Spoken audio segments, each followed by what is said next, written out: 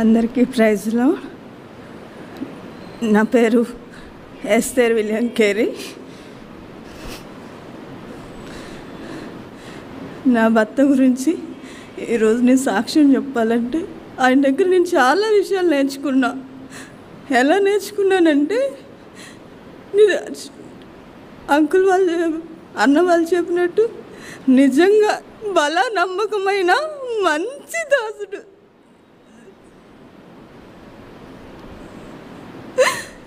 ఎంత మంచి దాసుడు అంటే, తనకు అప్పగించబడిన పరిచర్య ఏదైనా సరే నమ్మకంగా చేసేవాడు. ఒకసారి మాకు 2 సంఘాల్లో కూడా విశ్వాసులు చాలా దూరంగా ఉంటారు, ఎవరు రారు. విశ్వాసులు వచ్చినా ఏదైనా పని చేస్తుంటే తను మాత్రం బాత్రూమ్లు కడిగి పరిచర్య చేసేవాడు. అంతగా తనను తాను తగ్గించుకునేవాడు. వాళ్ళకు పిలిచి చెప్పేవాడు కాదు. వీళ్ళు కూడా అన్న మేము చేస్తామని అనకపోయినా తను మాత్రం ఆ పరిచర్య చేసేవాడు. ఇక్కడ చేశాడు. సంఘాల్లో కూడా అంత మాదిరికరంగా ఉన్నాడు. రెండో విషయం ఏంటంటే, తను కొన్ని విషయాలు మర్చిపోయాడు. కానీ ఎవరైనా ఏదైనా ప్రేయర్ రిక్వెస్ట్ ఇస్తే అది మర్చిపోకుండా ప్రతి కుటుంబ ప్రార్థనలో తప్పనిసరిగా వారి కొరకు ప్రార్థన చేసేవాడు.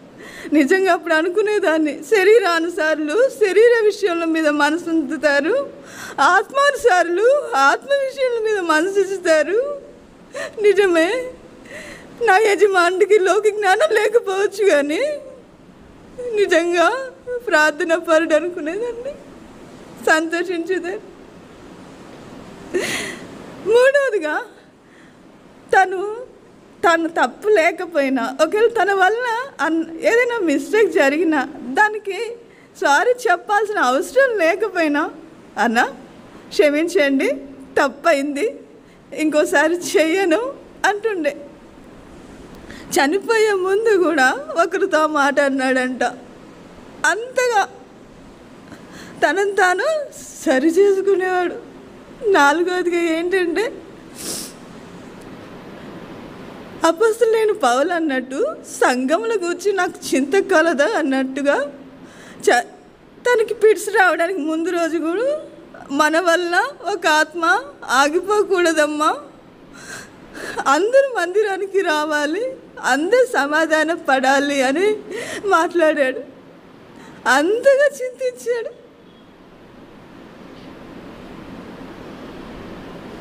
ఈరోజు తను మన వద్ద లేడు, కానీ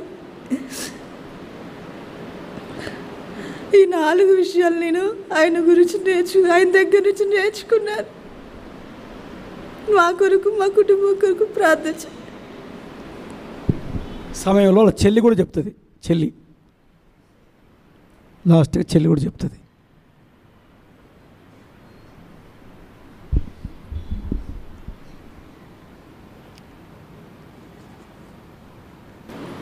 ప్రైజ్ లార్డ్ అందరికీ.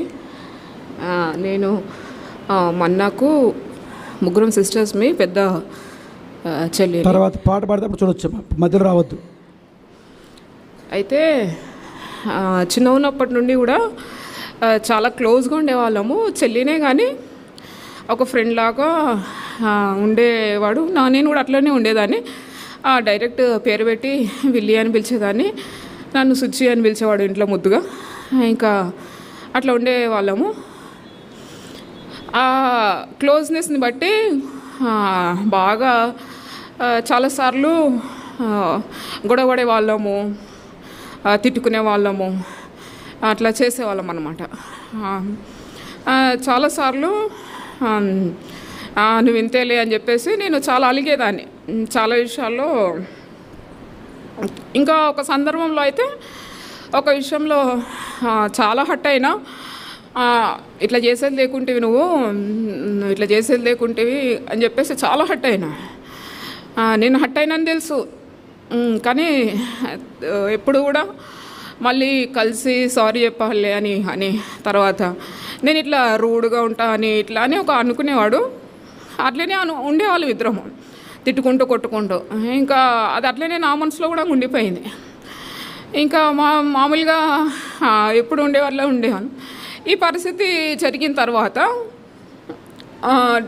నా ఇంట్లో నాన్నొక్కడే హాస్పిటల్లో చూసుకోవడము, తమ్ముడు చిన్నవాడు, నాన్నకి ఎవరు తోడుగా లేకపోయేసరికి డే అంతా హాస్పిటల్లో ఉండి అప్పటికే నాన్న హెల్త్ బాగా డిగ్రేడ్ అవుతూ ఉంది.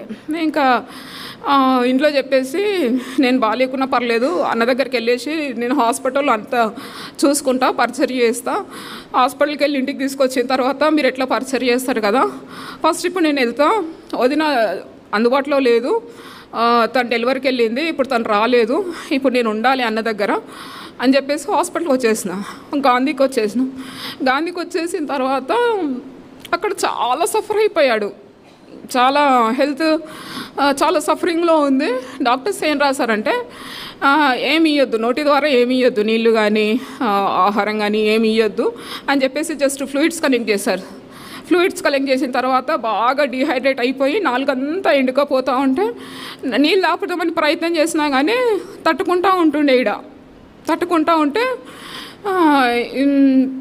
రాత్రంతా ఒకరోజు రాత్రంతా నాకు దప్పిక అవుతుందమ్మా సుజీ, నాకు దప్పిక అవుతుంది, ఆకలి అవుతుందమ్మా, అమ్మ కావాలి, అమ్మ జొన్న రొట్టెలు చేస్తుంది, అమ్మ పప్పు జొన్న రొట్టెలు చేస్తే ఎంతటి వాళ్ళైనా కానీ లేచి కూర్చుంటారు, నాకు తినబెట్టు సుజీ, నాకు ఇవ్వు నాన్న, నాకు నీళ్ళు దప్పిక అవుతుంది నాన్న.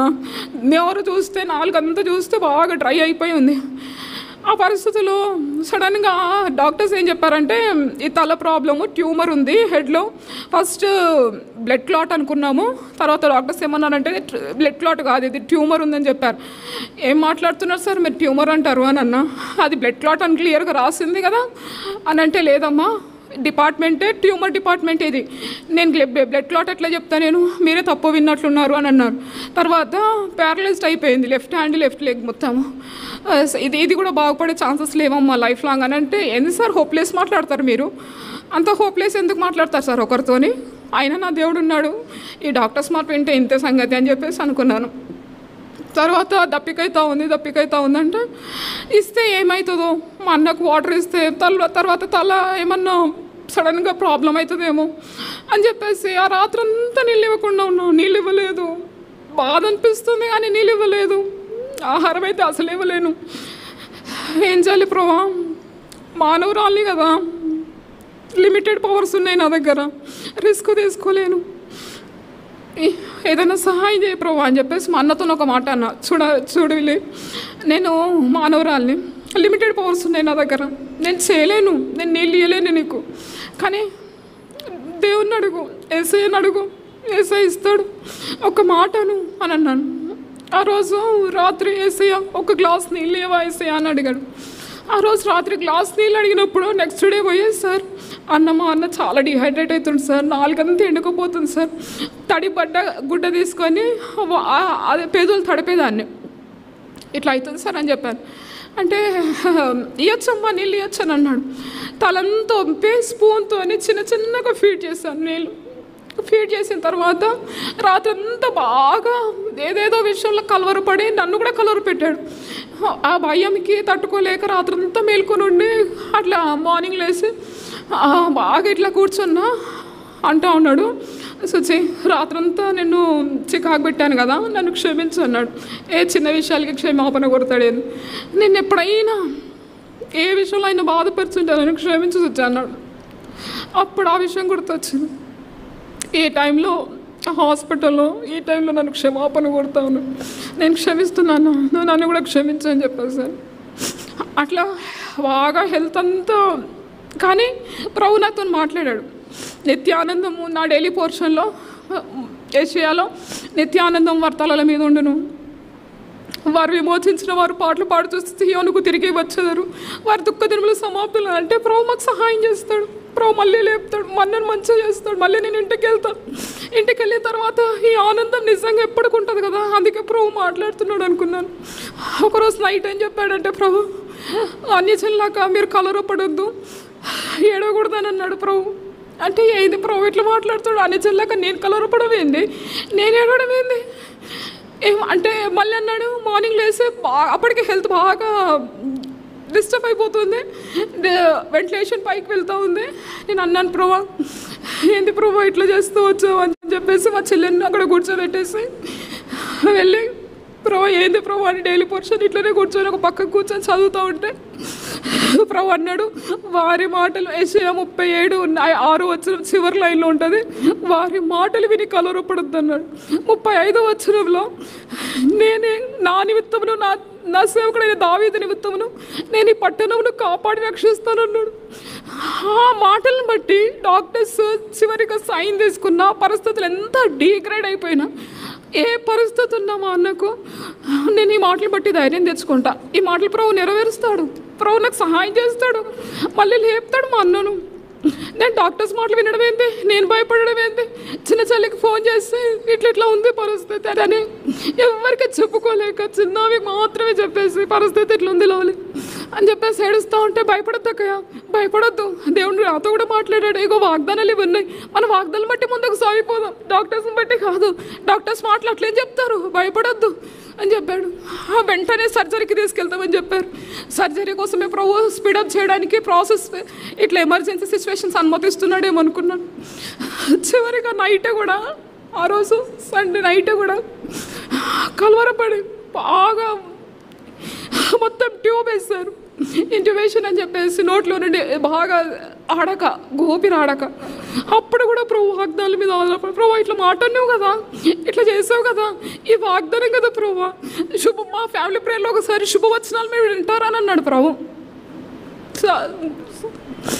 శామ్స్ శుభవచనాలు అంటే ఇవి కాదు, శుభవచనాలు వింటా అని చెప్పి ప్రభు ఇట్లా అన్నావు కదా ప్రభు, నువ్వు ఇట్లా అన్నావు కదా, ఇట్లా సహాయం చేస్తా అన్నావు కదా ప్రభు, కనికరిస్తాను అన్నావు కదా ప్రభు, డాక్టర్స్ ఏం చెప్పినా కానీ ఇంట్యూబేషన్ పీరియడ్ అయినా కానీ ప్రభు నేను నమ్ముతున్నా ప్రభు, నువ్వు తిరిగి లేపుతావు ప్రభు, సహాయం చేస్తావు ప్రభు అని ప్రభుని కూర్చోడుకుంటూ వచ్చిన. లాస్ట్ ఒక midnight 2 to 3 మధ్యలో నా ముందే నా కళ్ళ ముందే ప్రాణ విలువలాడిపోతూ ఉంటే డాక్టర్స్ని ఆ midnightలో లేపి అడిగితే డాక్టర్స్ మా మామయ్య వచ్చాడు. అప్పుడు ఆయన చెప్పారు ఫస్ట్ బ్రెయిన్ డెడ్ అయిపోయిందని చెప్పేసి, స్లోగా హార్ట్ బీట్ కొట్టుకుంటూ బ్రెయిన్ డెడ్ అయితే ఏంది ప్రభు మళ్ళీ బ్రెయిన్ మంచిగా చేస్తాడు, స్లోగా హార్ట్ బీట్ అయితే మళ్ళీ హార్ట్ బీట్ని మంచిగా చేస్తాడు అని ఒక విశ్వాసంలో నేను ఉంటే, ఆ తర్వాత అయిపోయింది బ్లేడు అన్నానంటే ఆ రాత్రి ఇంకా లైట్స్ ఇంకా వెలగలేదనమాట. ఆ నైట్ ఇంకా బెడ్స్ వాళ్ళు ఎవ్వరు కలరు పడలేదు. ఆ చెయ్యి కాళ్ళు పట్టుకొని ఈ వాగ్దానాలు అన్నీ గుర్తు చేసుకుంటూ వచ్చారు. ప్రభా మా అన్న లేపు ప్రభా, మా అన్నకు సహాయం చేయ ప్రభా, ఈ వాగ్దానాలు ఇచ్చావు ప్రభా, నేను నమ్ముతున్నా ప్రభా, నేను చాలా సాక్ష్యాలు విన్నా ప్రభా, వాక్యంలో కూడా రాసింది ప్రభా, లాజరు లేచినట్లు రాసింది ప్రభా, ఒక్కసారి మా లైఫ్లో రోజు చూసేవా, నేను కూడా వెళ్ళిన హాస్పిటలైజ్ అయినా, నన్ను లేపుకున్నావు, మా బ్రదర్ కూడా హాస్పిటలైజ్ అయ్యాడు, కిడ్నీస్ ఫెయిల్ అవుతారన్నారు, కానీ మళ్ళీ మంచిగా చేసుకున్నావు మా తమ్ముడిని, మా అన్నను కూడా మంచిగా చేసుకుంటావు ప్రభా, లేపుతావు, కనికరిస్తావు. మొత్తం హార్ట్ బీట్ మొత్తం కొట్టుకోవడం, మొత్తం పల్స్ మొత్తం పడిపోయింది. ఆ సిస్టమ్ని అట్టనే చూస్తూ ఆ మానిటరింగ్ చూస్తూ మళ్ళీ రీడింగ్స్ ఇస్తాడు ప్రభు, మళ్ళీ ఆ దాంట్లో రీడింగ్స్ ఇస్తాడు ప్రభు, ఇస్తాడు ఆయన వాగ్దానం చేస్తాడు. శుభవచనాలు అంటే ఇది కాదు, నిత్యానందం అంటే ఇది కాదు, వారు పాటలు పాడుచు సియోనుకు వచ్చినట్టు ఇది కాదు, వారి దుఃఖదల సమాప్తి అంటే ఇది కాదు అనే సండే స్కూల్లో నేను చెప్తాను ప్రభా నీ గురించి. మా అమ్మ ప్రార్థన నేర్పించేది నాకు, మా ఫ్యామిలీ అందరికీ ప్రార్థన మీద స్టాండ్ అయ్యేటట్లు నేర్పించింది మా అమ్మ. ఏ పరిస్థితి ఉన్నా, ఏ స్థితి ఉన్నా, డాక్టర్స్ చేయలేని సహాయం, అధికారులు చేయలేని సహాయం, ఏ స్థితిలో చేయలేని సహాయం ప్రార్థనలో వస్తుంది. భక్తి అంకుల్ గారు నేర్చుకున్నారు, నేను భక్తి అంకుల్ ద్వారా నేను ఇదే నేర్చుకున్నాను. ప్రార్థన మన ఊపిరని మా అమ్మ నేర్పించింది, మా అమ్మ నేర్పించింది ప్రభా, ప్రార్థన ఊపిరని నేర్పించింది. మా అమ్మ దేవుడివి కదా నువ్వు, మా అమ్మ ఆశ్రయిస్తున్న దేవుడివి కదా, మా తల్లిదండ్రులు సేవిస్తున్న దేవునివి కదా ప్రభా, సహాయం చేయి. తిరిగి అవి మళ్ళీ పోయి ప్రభా, ఆ రీడింగ్స్ మళ్ళీ నాకు కనిపించట్లే చేయి ప్రభా, మళ్ళీ కనిపించలేదు. చాలా సమయం మొరుపెట్టిన తర్వాత అది ఇంకా ప్రభు తిరిగి పంపించడు ఆత్మ. వాని నాసికారంధ్రంలో వారికి జీవవాయుదుగా నరుడు జీవాత్మ ఆయన అన్నాడు కదా. ఒక్కసారి మళ్ళీ జీవపోయేవా ప్రభా, వాని నాసికారంధ్రం మళ్ళీ పోయేవా ప్రభా అని బాగా మొరుపెట్టుకున్నా. ఇంకా ప్రభు చేయడని అర్థమైన తర్వాత ఇప్పుడు అన్నాడు ప్రభు, ఇప్పుడు నువ్వు స్తుతిస్తావా విక్టోరియా? ఇప్పుడు ఏమంటావు? స్తుతిస్తావా నువ్వు? మీ అన్నని తీసుకున్నా కదా, అయిపోయింది కదా, నీకు కూడా అర్థమైంది కదా, ఇప్పుడు నువ్వు స్తుతిస్తావా లేదంటే నన్ను బ్లేమ్ చేస్తావా విక్టోరియా అని ప్రభు అడిగాడు. లేదు ప్రభా, నేను స్తుతిస్తా, ఏ స్థితిలో అయినా నేను స్తుతిస్తా. యోబుని బట్టి కాదు, నా అనుభవంలో నువ్వు ఎంత మంచి దేవునో తెలుసుకున్నా. నా తల్లిదండ్రులు సేవిస్తున్న దేవుని ఈ కఠినమైన స్థితిలో కూడా ఒక్కటి మాత్రం అడుగుతా ప్రభా, మా అమ్మ ఆరోగ్యం స్టేబుల్గా పెట్టండి. ఈ న్యూస్ విని మా అమ్మ కలరు పడిపోయే పరిస్థితి ఉంది. మా అన్న అంటే చాలా ఇష్టము, ఆమె తట్టుకోలేదు. ఆమె బాడీని మాత్రం స్టేబుల్ పెట్టండి ప్రభా, ఇంతే. దీన్ని బట్టి నేను స్తుతిస్తున్నా అని చెప్పాను. మా ఫాదర్ వచ్చారు, బాడీని తీసేస్తామని చెప్పారు హాస్పిటల్ నుండి. ఒక్క నిమిషం మా మమ్మీ లాస్ట్ చూపు చూస్తుంది, కొంచెం ఆపండి అని అట్లా పెట్టించిన తర్వాత వచ్చారు. మా మమ్మీ చూసి రియలైజ్ అయిపోయింది, కానీ తట్టుకొని నిలబడగలిగింది. ప్రభా నువ్వు మంచిది అని ప్రభా, ఈ టైంలో కూడా మా అమ్మ ఆరోగ్యం నిలబెట్టుకున్నావు ప్రభా, ఇంతకంటే ఏం కావాలి నాకు? మా అమ్మ ఆరోగ్యం పడిపోకుండా కాపాడుకున్నావు, మళ్ళీ రుజువు చేసుకున్నావు మంచి దేవుని అని. మా అన్నం తీసుకున్నా పర్లేదు, దేన్ని బట్టి నేను ఆరాధిస్తున్నా. మా అన్నం తీసుకున్నందుకు కూడా నేను ఆరాధిస్తున్నా. మా నాన్న వచ్చి నేను చెప్తామనుకున్నా, నాన్న దేవుని ఆరాధించని చెప్దామనుకున్నా. కానీ మా నాన్న నేరుగా బిడ్డ దగ్గరికి వెళ్ళేసి చేతి పెట్టేసి, ప్రభా ఈ కుమారుడు నాకు ఇచ్చావు ప్రభా, తల మీద చేతి పెట్టి అంటున్నాడు, ఈ కుమారుడు నాకు ఇచ్చావు, ఈ కుమారుడు తిరిగి నీకు ఇస్తున్నాను, నీవిచ్చావు, నువ్వే తీసుకున్నావు కాబట్టి నేను ఆమెకు మహిమ కలుగుని కాక మా నాన్న ఆరాధించాడు. అదే నేను కూడా ఆరాధించాను. మిగతా ప్రాసెస్లో ఆయన ఇదే ప్రభు కోరుకుంటున్న తర్వాత ఆ రోజు నైట్ డైలీ పర్షన్, ఎందుకు ప్రభా నాతో అబద్ధం ఆడినావు, నాతో ఎందుకు నిజం చెప్పలేదు ప్రభా, అబద్ధం ఎందుకు చెప్పినావు ప్రభా, నువ్వు అబద్ధం ఆడని దేవుడు కదా, అబద్ధం ఎందుకు చెప్పాల్సి వచ్చింది నీకు, అబద్ధం నువ్వుడంగా అబద్ధం ఆడతావా? నేను అంటే ఒకసారి నీకు ఇచ్చిన వాగ్దాలని జ్ఞాపకం చేసుకొని మళ్ళీ రిపీట్ చేయనన్నాడు. ఆ రిపీట్ చేసినప్పుడు అర్థమైంది, నేనే తప్పు అర్థం చేసుకున్నా. ఆయన క్లియర్గా చెప్పాడు, వారు పాటలు చేసి యోనికి తిరిగి దుఃఖ దినంలో సమాప్తులు అంటే మా అన్నకు దుఃఖ దినం సమాప్తులు అయిపోయినాయి. నిత్యానందం అంటే ఈ లోకంలో ఆనందం కంటే పరలోక ఆనందం మాత్రం మా అన్నకు ఉంటుంది కాబట్టి అది నిత్యానందం అన్నాడు ప్రభు. మరణం కూడా ప్రభుకు శుభోచనం కాబట్టి శుభోచనం వింటానన్నాడు ప్రభు. ఆ వాగ్దానాలు అన్నీ జ్ఞాపకం చేసుకున్నా. అన్యులక్క మీరు కలవరపడద్దు, అన్ని జన్లు ఏడ్చినట్లు ఏడవద్దు, కలవరపడద్దు అన్నాడు. అది కూడా డెత్ సెంటెన్స్ అది కాబట్టి అయ్యో నేనే తప్పు అర్థం చేసుకున్నా, ప్రభు అబద్ధం ఆడలేదు నాతో, ప్రభు అబద్ధం ఆడలేదని తర్వాత రియలైజ్ అయ్యి, సరే ప్రభా ఇది నీ చిత్తం, నువ్వు ఆల్రెడీ మాతో మాట్లాడావు, మేమే తప్పు అర్థం చేసుకున్నాము, ఇది నీ చిత్తము. కొంచెం పీరియడ్ టైం దొరికినా, కొంచెం మాకు ఎక్స్టెండ్ టైం దొరికినా, కొంచెం అప్పు తెచ్చుకునే వాళ్ళం అన్న బాధ ఉండే నాకు. అప్పు బయటికి వెళ్ళి ఒక 10 లక్షలు అప్పు తెచ్చుకోవడానికి కూడా పరిస్థితి లేదు. ఎవరి దగ్గర ఇప్పటి వరకు చేపి అడిగే పరిస్థితి నేర్పలేదు మా నాన్న నాకు, మా ఇంట్లో ఎవరికి నేర్పలేదు. అప్పు ఇప్పటి వరకు చేయలేదు మేము, కానీ అప్పు తెచ్చుకుంటుంటేవి కదా అన్న ఫీలింగ్ ఉండే. ప్రభు ఏమన్నాడంటే ఇది నా చిత్తం కాబట్టి దీనికి తల ఉంచాలన్నాడు. సరే ప్రభా ఇది మీ చిత్తం కదా, నేను తల ఉంచుతున్నా, ఒక్కటి చేయండి, మా అమ్మని మాత్రం స్టేబుల్గా పెట్టండి. మా నాన్న ఎట్లా ధైర్యవంతుడు, ఏ పరిస్థితుల్లో మేము స్తుతిస్తాడు, మా నాన్న బాగుంటాడు, కానీ మా ముక్కతి ప్రభా ఆమెను స్టేబుల్గా పెట్టండి చాలు, ఇది మీ చిత్తం కదా, తీసుకున్నారు. అట్లనే ప్రభు కూడా ఇప్పటి వరకు చూస్తూ ఉన్నాను. మా అమ్మ ఆరోగ్యం బాగా స్టేబుల్గా పెట్టాడు, దీన్ని బట్టి ప్రభుని స్తుతిస్తున్నాను. ఆ బిడ్డలో కూడా మా అన్నకు సెన్స్ కోల్పోయి హెబ్రోన్లోనే ఉన్నాను అనుకుంటూ నేను ఆరాధన చేస్తాను సుజీ, నన్ను ఎందుకు మందిరం తీసుకెళ్ళండి, నేను ఆరాధన చేస్తాను అంటున్నాడు. నువ్వు ఆరాధన నేను చేయలేనని చెప్పలేను, కానీ ఒకసారి ఏమైందేమో సడన్గా ఆ బెడ్లోనే పడుకొని గట్టిగా ఆరాధన చేస్తాడు. మందిరంలో ఎట్లా ఆరాధన చేస్తాడో అట్లా ఆరాధన చేస్తాడు. ఆరాధన చేసిన తర్వాత నేను ఆమేనని అన్నా, గట్టిగా ఆరాధన చేసి ఆమేనని ముగించాడు. ఇంతగా ఆరాధన, ఇంతగా ప్రభుని ప్రేమిస్తున్న వ్యక్తి, కానీ ప్రభుకి ఇష్టమైంది, అది ప్రభు చిత్తమైంది. ఎందుకు ప్రభు చిత్తమైందో తెలియదు. హిజ్కియాకు 15 సంవత్సరాలు పొడిగించాడు కదా, మా అన్న కూడా ఎందుకు పొడిగించలేవు ప్రభు? అది కూడా నీ చిత్తమే కదా హిజ్కియా విషయంలో. పొడిగించు అంటే పొడిగించను, మాకెందుకు పొడిగించలేదు అనుకున్నాను. కానీ ప్రభు ఇది నా చిత్తం అన్నప్పుడు క్వశ్చన్ చేయొద్దన్నాడు. సరే ప్రభా నీ ఇష్టం కదా, నేను ఎందుకు క్వశ్చన్ చేస్తా, సరేలే తీసుకున్నావు తీసుకో, నేను ఎవరికి మహిమ కలిగిన కానీ అంటూ వచ్చాను. అంతగా ఆరాధన, తల్లి తండ్రి అంటే అంతగా ప్రేమించాడు. అమ్మా నాన్న అమ్మా నాన్న అమ్మా నాన్న అని ఆ బిడ్డ అంతా ఆ పీరియడ్ ఆఫ్ టైం అంతా అట్లా కూడా అమ్మా అమ్మా నాన్న నాన్న. నా 3 ప్రాణాలు వాళ్ళ విషయంలో, మా వదిన విషయంలో నా 3 ప్రాణాలు ఉన్నాయి, నాకు 3 ప్రాణాలు ఉన్నాయి అంటూ వచ్చాడు. మా మ్యారేజెస్ విషయంలో కూడా కలర్ పడుతూ వచ్చాడు. ఎట్లా అంటే ప్రభు ఎందుకునో కలర్ పడతావు, అన్ని ఇప్పటివరకు ప్రూవ్ చేసుకున్నాడు, అన్ని ప్రూవ్ చేసుకుంటాడు, ఎందుకు నీకన్నా అట్లాంటి విషయాలు ఆలోచన చేస్తూ ఉన్నాను. ఒక బ్రదర్ గురించి చెప్పాడు, చాలా పేద సంఘంస్ విజిట్ చేయడానికి వస్తే ఆ బ్రదర్ చాలా పేద సంఘంస్ వచ్చి బెడ్లో కూడా పడుకొని ఆ బ్రదర్ని ఖాళీ చేసి పంపించొద్దు, డబ్బులు ఇచ్చి పంపించు, ఆ బ్రదర్ గిఫ్ట్ ఇచ్చి పంపించాను అన్న. ఏంది ఇట్లా మాట్లాడుతున్నాడు అనుకున్నాను. ఆ బెడ్లో కూడా అట్లాంటి ప్రేమను మన నోట్లో వినగలిగిన. ఇంకో అమ్మాయి గురించి మాతో పరిచయం చేస్తూ వచ్చింది, ఆ అమ్మాయి గురించి అన్నాడు, ఆ అమ్మాయికి ఇంత అమౌంట్ ఇచ్చి నువ్వు పంపించు, ఖాళీ చేతిలో పంపించద్దు అన్నాడు. అంటే చిన్న చిన్న విషయాలు, ఎంత మైన్యూట్ థింగ్స్ కూడా ఇంతగా ఎందుకో గుర్తుపెట్టుకొని ఆలోచించి ఇంతగా ప్రేమిస్తాడు ఒక మనిషిని అనుకుంటూ ఈ చేతులు మా అన్నకు పరిచయం చేయడానికి కృపనిచ్చాయి. దాన్ని బట్టి ప్రభుని స్తుతిస్తున్న ధన్యత లేదు, ఆ ధన్యతను ప్రభు నాకు ఇచ్చాడు. మా అన్న సేవకుడు. చిత్ర అంటే మా అన్న ఒళ్ళో చనిపోయిందంట ప్రాణం, మా అన్న చెప్పాడు. అట్లాంటి పరిశుద్ధులకు సేవ చేయడానికి పరిచయడానికి కృపనిచ్చిన మా అన్నకు ఆయనకు చేతులు పరిచయం చేయడానికి కృపనిచ్చిన. దాన్ని బట్టి ప్రభుని స్తుతిస్తున్నాం. ఇట్లాంటి అన్నలు తిరిగిపోయి కలుసుకుంటాం. మేమందరం కూడా రిజర్వేషన్ ఫస్ట్ తీసుకున్నాడేమో పరలోకానికి, మేమందరం పోయి మళ్ళీ కలుసుకుంటాం. కానీ కుటుంబం కోసం ప్రార్థన చేయండి.